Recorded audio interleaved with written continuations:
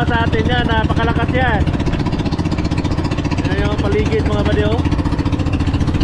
Puti-puti lahat.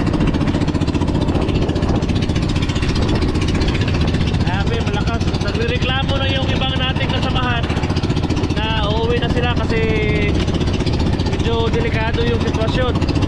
So tayo mga buddy, hindi na natin kailangan umuwi kasi papunta na tayong uwian. So yun na lang mga buddy, oh. Grabe ang dilim ng fishing area natin mga buddy. Napakalakas ng hangin, ho. Halos so lahat umuwi.